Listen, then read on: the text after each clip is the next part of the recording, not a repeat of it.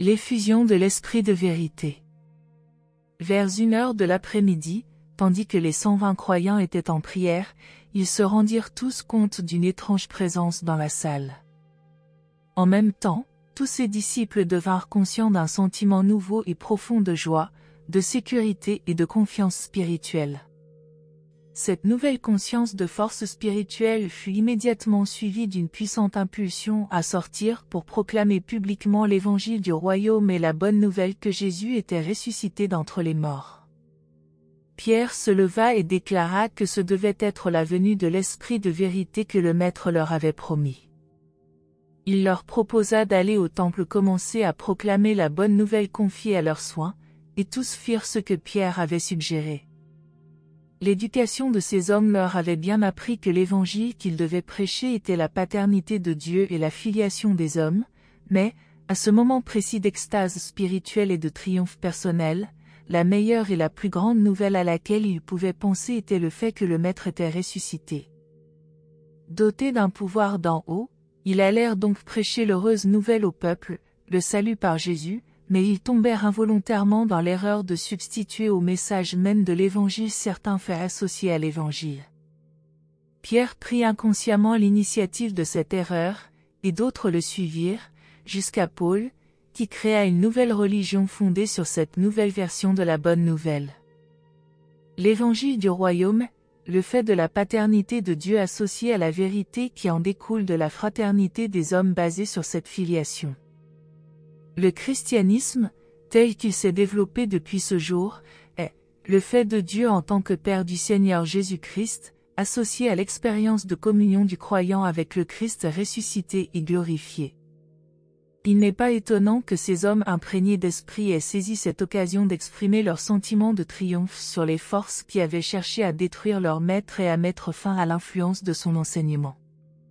En un pareil moment, il leur était plus facile de se rappeler leur association personnelle avec Jésus et d'être passionnés par l'assurance que le Maître vivait encore, que leur amitié avec lui n'avait pas pris fin et que l'Esprit était vraiment venu sur eux précisément comme il le leur avait promis. Ces croyants se sentirent soudainement transportés dans un autre monde, dans une nouvelle existence de joie, de puissance et de gloire. Le Maître leur avait dit que le royaume viendrait avec puissance, et certains d'entre eux crurent commencer à discerner ce qu'il avait voulu dire. Quand tout ceci est pris en considération, il est facile de comprendre comment ces hommes en arrivèrent à prêcher un nouvel évangile à propos de Jésus à la place de leur message initial de la paternité de Dieu et de la fraternité des hommes. 1. Le sermon de la Pentecôte. Les apôtres s'étaient cachés pendant 40 jours. Ce jour se trouvait être la fête juive de la Pentecôte, et des milliers de visiteurs de toutes les parties du monde séjournaient à Jérusalem. Bon nombre d'entre eux étaient arrivés pour cette fête, mais la majorité était restée dans la ville depuis la Pâque. Maintenant, ces apôtres effrayés réapparaissaient après leur semaine de réclusion pour se montrer audacieusement dans le temple et commencer à y prêcher le nouveau message d'un Messie ressuscité. Et tous les disciples étaient également conscients d'avoir reçu un nouveau don spirituel de clairvoyance et de pouvoir. Il était environ 2 heures de l'après-midi lorsque, à l'endroit même où son maître avait enseigné pour la dernière fois dans le temple, Pierre se leva et prononça l'appel passionné qui aboutit à gagner près de 2000 âmes. Le maître était parti, mais les apôtres découvrirent subitement que ce récit le concernant avait un grand pouvoir sur le peuple. Il est bien naturel qu'ils aient continué à proclamer ce qui justifiait leur ancienne dévotion à Jésus, en même temps, contraignait les hommes à croire en lui. 6 apôtres participèrent à cette réunion, Pierre, André, Jacques, Jean, Philippe et Matthieu.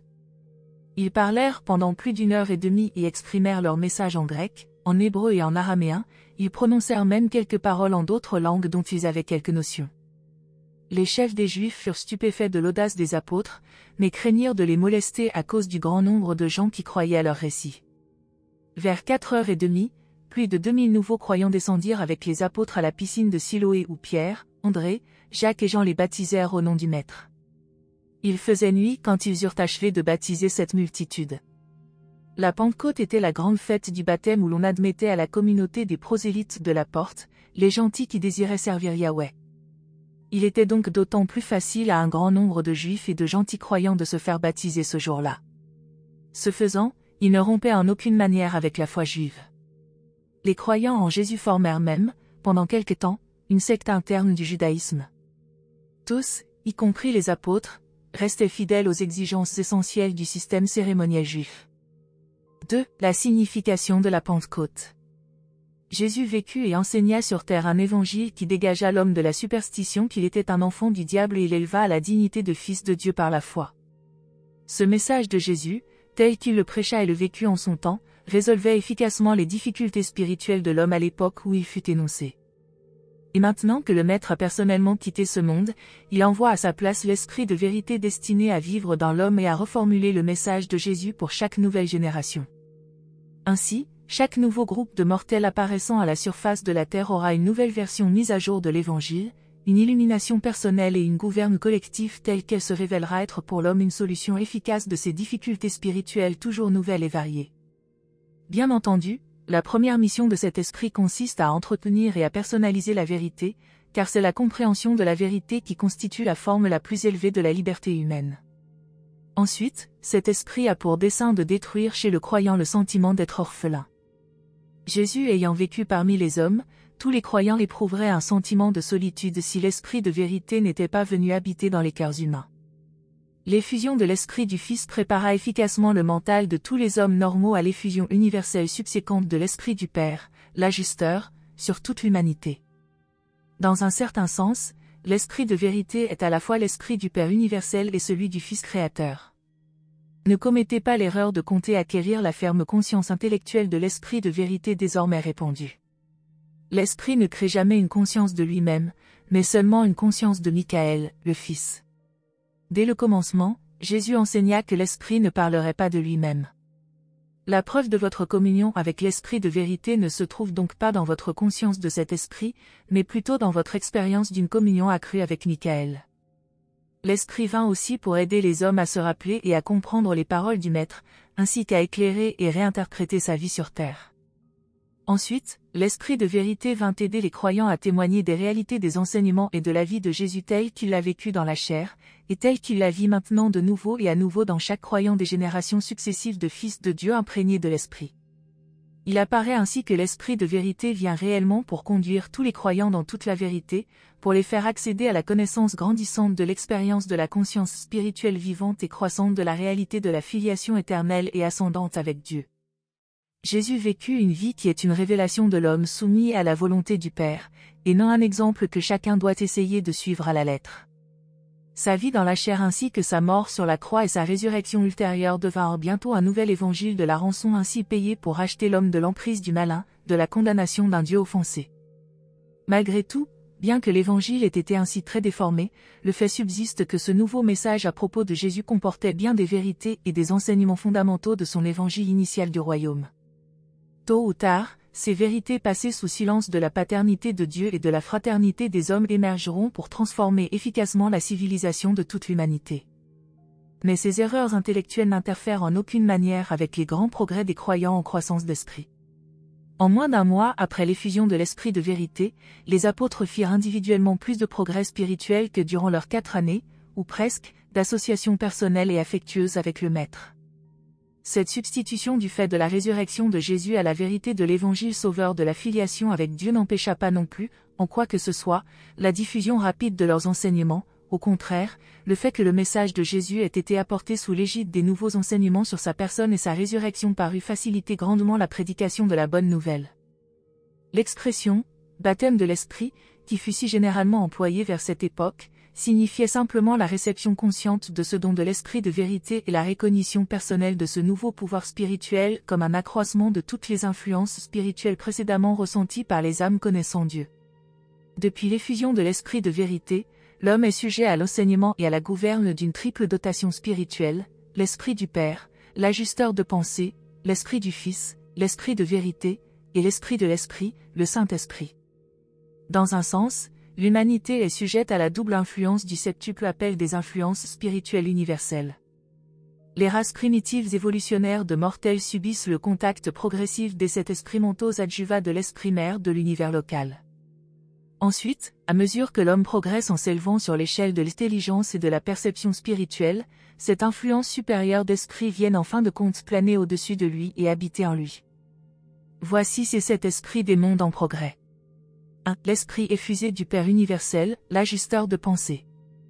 2. La présence en esprit du Fils éternel, la gravité d'esprit de l'univers des univers et le chenal certain de toute communion spirituelle. 3. La présence en esprit de l'esprit infini, le mental esprit universel de toute la création, la source spirituelle de la parenté intellectuelle de toutes les intelligences progressives.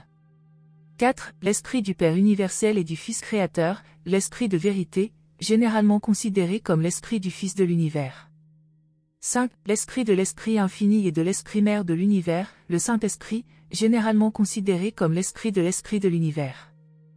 6. L'esprit mental de l'esprit mère de l'univers, les 7 esprits mentaux adjuvats de l'univers local.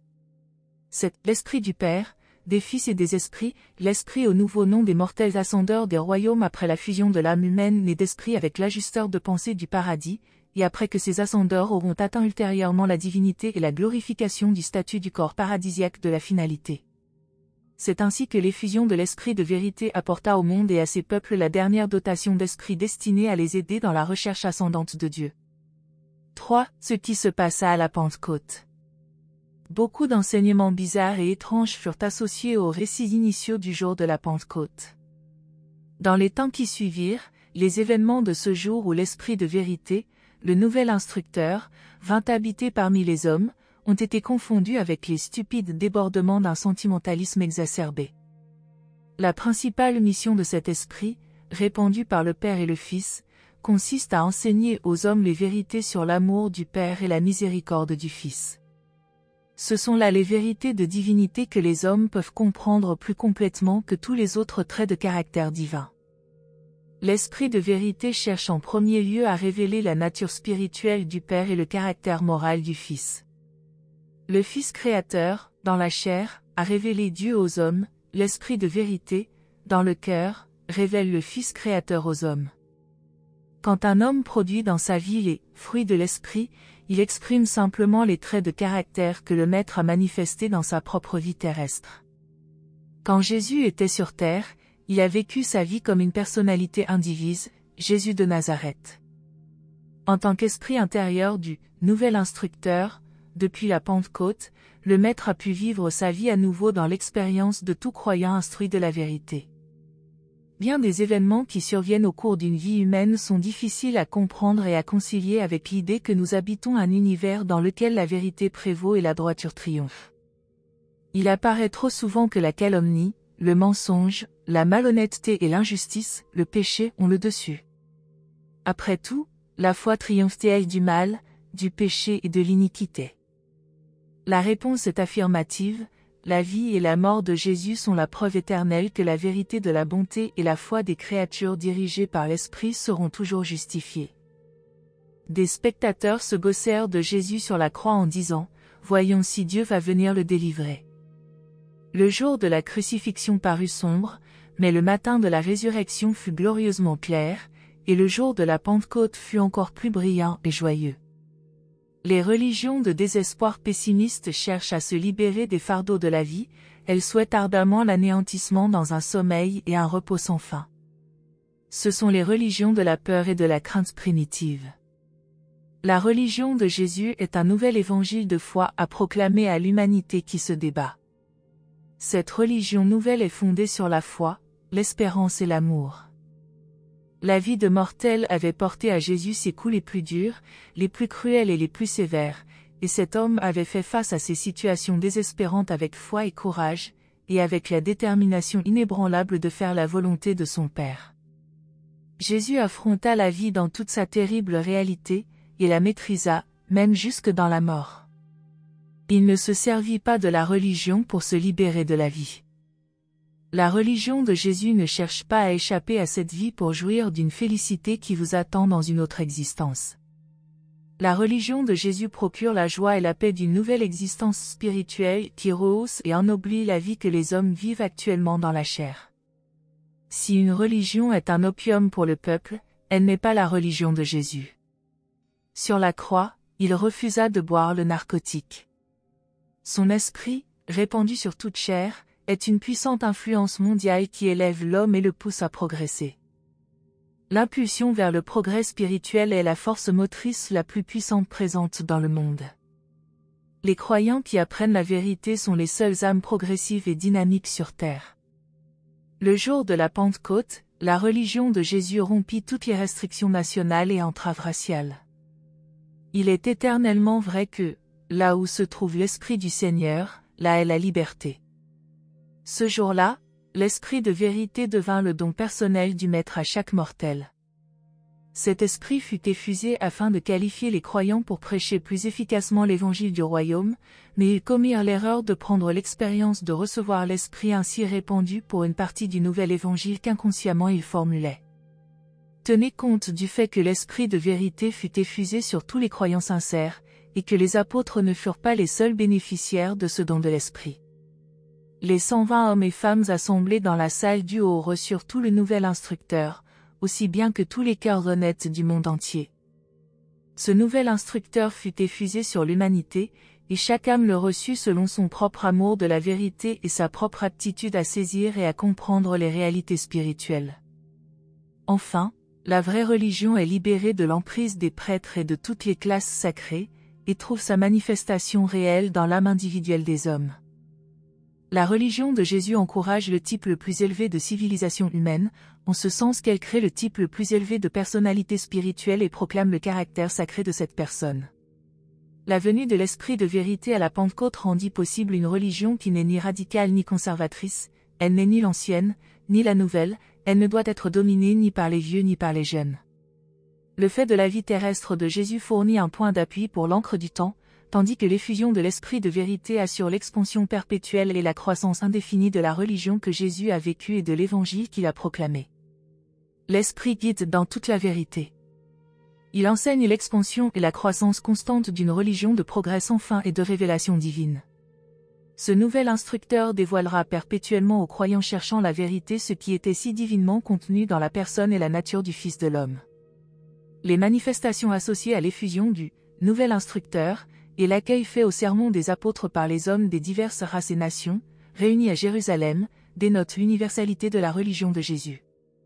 L'évangile du royaume ne devait être identifié avec aucune race, culture ou langue particulière.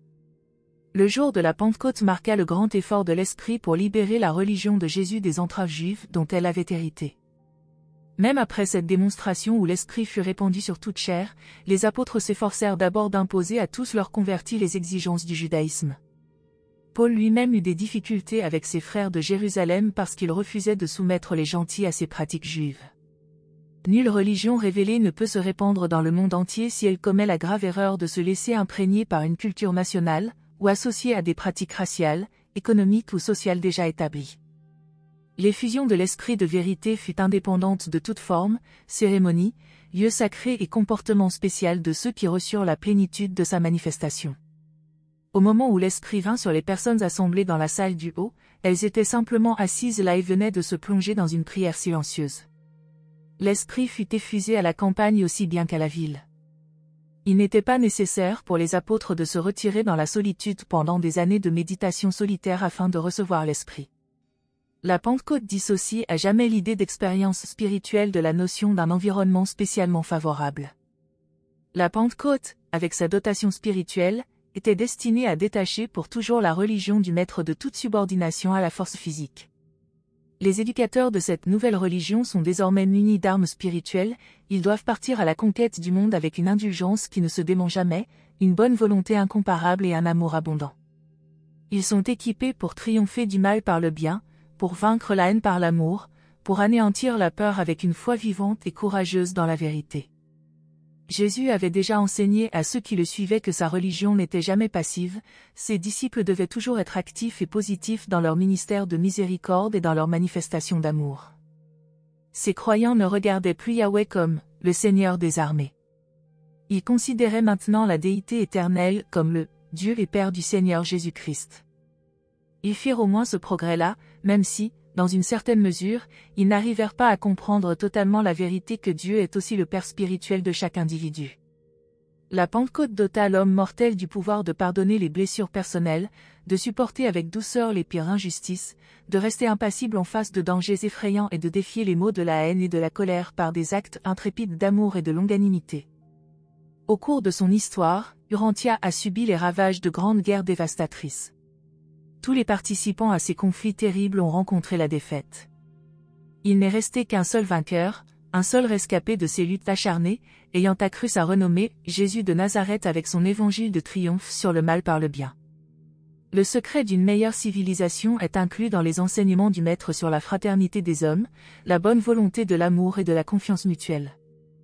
Jusqu'à la Pentecôte, la religion m'avait révélé que l'homme à la recherche de Dieu. Depuis la Pentecôte, l'homme recherche encore Dieu, mais on voit aussi briller sur le monde le spectacle de Dieu recherchant l'homme et envoyant son esprit demeurer en lui quand il l'a trouvé. Avant les enseignements de Jésus, qui atteignirent leur apogée à la Pentecôte, les femmes n'étaient que peu ou pas du tout considérées du point de vue spirituel dans les doctrines des anciennes religions. Après la Pentecôte et dans la fraternité du royaume, la femme se trouva devant Dieu sur un pied d'égalité avec l'homme.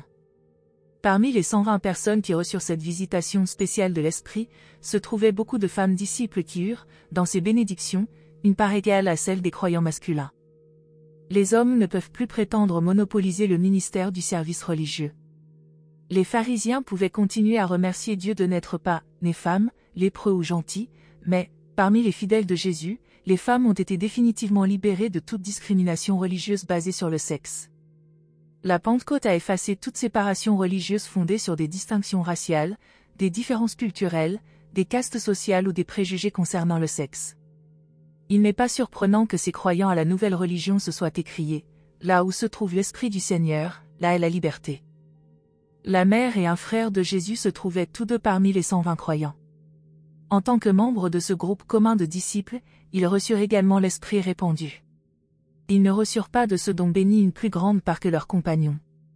Aucun don spécial ne fut conféré aux membres de la famille terrestre de Jésus. La Pentecôte marqua la fin des prêtrises spéciales et de toute croyance à des familles sacrées.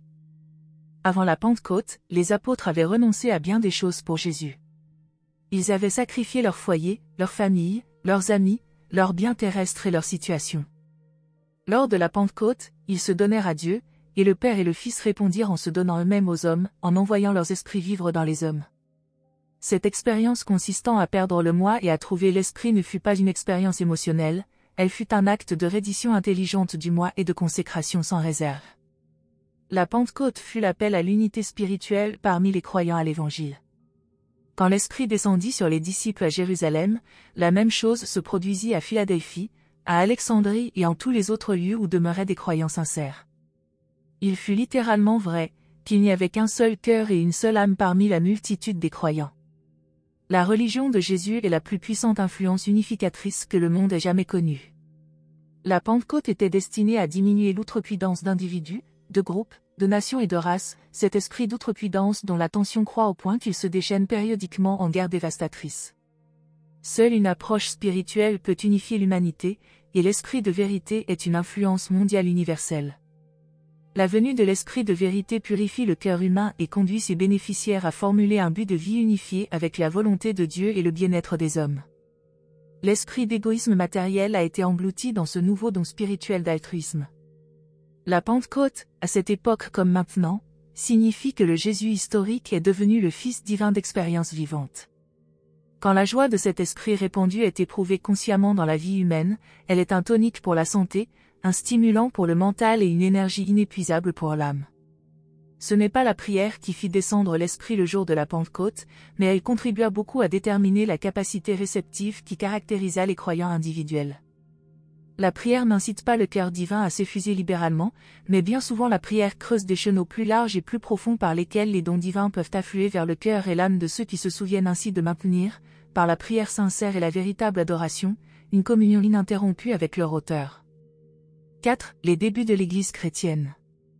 Quand les ennemis de Jésus s'emparèrent aussi soudainement de lui et le crucifièrent si rapidement entre deux voleurs, ses apôtres et ses disciples furent complètement démoralisés. La pensée que le Maître avait été arrêté, lié, flagellé et crucifié était plus que ne pouvaient supporter les apôtres eux-mêmes. Ils oublièrent ses enseignements et ses avertissements. Jésus pouvait bien avoir été un prophète puissant en parole et en œuvre devant Dieu et tout le peuple, mais il ne pouvait guère être le Messie dont ils avaient espéré qu'il restaurerait le royaume d'Israël. Vient alors la résurrection qui délivre les apôtres du désespoir et rétablit leur foi dans la divinité du Maître. À maintes reprises, ils le voient et lui parlent, et il les emmène sur le mont Olivet où il leur dit adieu et leur annonce qu'il retourne auprès du Père. Il leur a recommandé de demeurer à Jérusalem jusqu'à ce qu'ils soient dotés de pouvoir, jusqu'à ce que vienne l'Esprit de vérité. Et, le jour de la Pentecôte, ce nouvel instructeur arrive, et les apôtres sortent immédiatement pour prêcher leur évangile avec une nouvelle puissance. Ils sont les disciples audacieux et courageux d'un Seigneur vivant, et non d'un chef défunt et vaincu. Le Maître vit dans le cœur de ces évangélistes.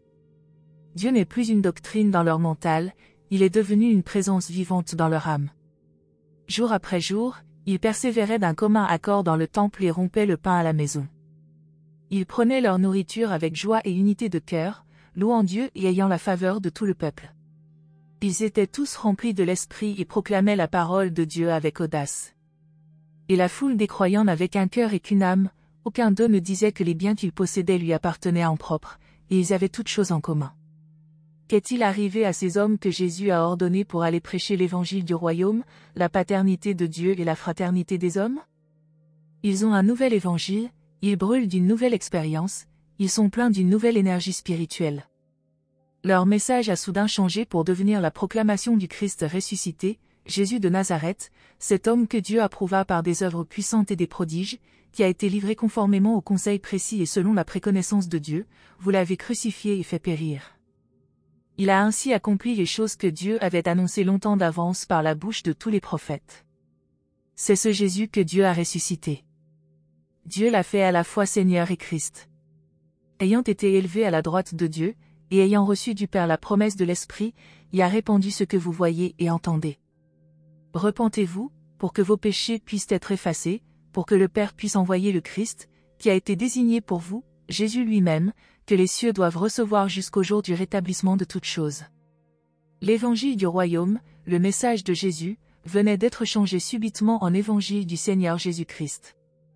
Les apôtres proclamaient maintenant les faits de sa vie, de sa mort et de sa résurrection, et prêchaient l'espoir qu'il reviendrait rapidement sur ce monde pour achever l'œuvre qu'il avait commencée.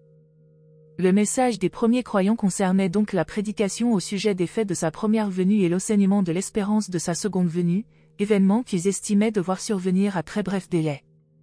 Le Christ allait devenir le credo de l'Église qui se formait rapidement, Jésus est vivant, il est mort pour les hommes, il a donné l'Esprit, il revient. Jésus remplissait toutes les pensées des disciples et déterminait tous leurs nouveaux concepts sur Dieu et sur tout le reste. Ils étaient trop enthousiastes de la nouvelle doctrine où Dieu est le Père du Seigneur Jésus, pour se soucier de l'ancien message où Dieu est le Père aimant de tous les hommes, et même de chaque personne prise individuellement. Il est vrai qu'une merveilleuse manifestation d'amour fraternel et de bonne volonté sans pareil prit naissance dans ces communautés primitives de croyants, mais elles représentaient des communautés de croyants en Jésus, et non une communauté de frères dans le royaume familial du Père qui est aux cieux. Leur bonne volonté provenait de l'amour né du concept de l'effusion de Jésus, et non de la recognition de la fraternité des mortels. Néanmoins, leurs membres étaient remplis de joie et vivaient une vie si nouvelle et si exceptionnelle que tous les hommes étaient attirés par leurs enseignements au sujet de Jésus. Ils commirent la grande erreur d'utiliser le commentaire vivant et illustré de l'évangile du royaume au lieu de cet évangile lui-même, mais même cela représentait la plus grande religion que l'humanité ait connue jusqu'alors. De toute évidence, une nouvelle communauté naissait dans le monde. La multitude qui croyait persévérait dans la doctrine et la communion des apôtres, rompant le pain et priant. Ils s'appelaient les uns les autres frères et sœurs, ils se saluaient d'un saint baiser, ils soignaient les pauvres. C'était une communauté de vie aussi bien que d'adoration, elle ne résultait pas d'un décret, mais du désir de partager leurs biens avec leurs compagnons croyants. Ils espéraient avec confiance que, durant leur génération, Jésus reviendrait parachever l'établissement du royaume du Père. Ce partage spontané des possessions terrestres n'était pas une caractéristique directe de l'enseignement de Jésus, il résulta de la sincérité et de la confiance avec laquelle ces hommes et ces femmes croyaient que le Maître allait revenir incessamment pour achever son œuvre et instaurer le royaume. Mais les résultats finals de cette expérience bien intentionnée d'amour fraternel inconsidéré furent désastreux et générateurs de chagrin. Des milliers de croyants sincères vendirent leurs propriétés et distribuèrent tous leurs capitaux et autres actifs rentables. Avec le temps, les ressources du partage égal, chrétiens s'amenuisèrent et finirent par s'épuiser, mais la vie continuait. Au bout de très peu de temps, les croyants d'Antioche firent des collectes pour empêcher leurs coreligionnaires de Jérusalem de mourir de faim. À cette époque, les croyants célébraient le souper du Seigneur de la manière dont il avait été établi, c'est-à-dire qu'ils se rassemblaient pour un repas collectif de bonne communion et prenaient part au sacrement à la fin du repas. Au début, ils baptisèrent au nom de Jésus, c'est seulement au bout d'une vingtaine d'années qu'ils commencèrent à baptiser, au nom du Père, du Fils et du Saint-Esprit. On n'exigeait rien d'autre que le baptême pour l'admission à la communauté des croyants, celle-ci n'avait pas encore d'organisation, elle était simplement la fraternité de Jésus. Cette secte de Jésus grandissait rapidement, une fois de plus, les Sadducéens leur prêtèrent attention. Les pharisiens s'inquiétaient peu de la situation, voyant qu'aucun des enseignements n'interférait en quoi que ce soit avec l'observance des lois juives. Mais les Sadducéens commencèrent à mettre en prison les dirigeants de la secte de Jésus, jusqu'au moment où Gamaliel, l'un des principaux rabbis, les amena à accepter ses recommandations. Abstenez-vous de toucher à ces hommes et laissez-les tranquilles, car, si ce dessein ou cette œuvre vient des hommes, il sera anéanti, mais, s'il vient de Dieu, vous ne pourrez pas les détruire, et peut-être même vous trouverez-vous en conflit avec Dieu. Les Sadducéens décidèrent de suivre l'avis de Gamaliel, et il s'ensuivit une période de paix et de tranquillité à Jérusalem, durant laquelle le nouvel évangile à propos de Jésus se répandit rapidement. Tout se passa donc bien à Jérusalem jusqu'au moment où des Grecs arrivèrent en grand nombre d'Alexandrie. 2 élèves de Rhodan vinrent à Jérusalem et firent de nombreuses conversions chez les hellénistes. Parmi les premiers se trouvaient Étienne et Barnabas. Ces Grecs compétents ne partageaient pas tellement le point de vue des Juifs, et ne se conformaient pas si bien au mode d'adoration des Juifs ni à certaines de leurs pratiques cérémonielles. Ce furent les agissements de ces croyants grecs qui mirent fin au rapport pacifique entre la fraternité de Jésus d'une part, et les pharisiens et sadducéens d'autre part.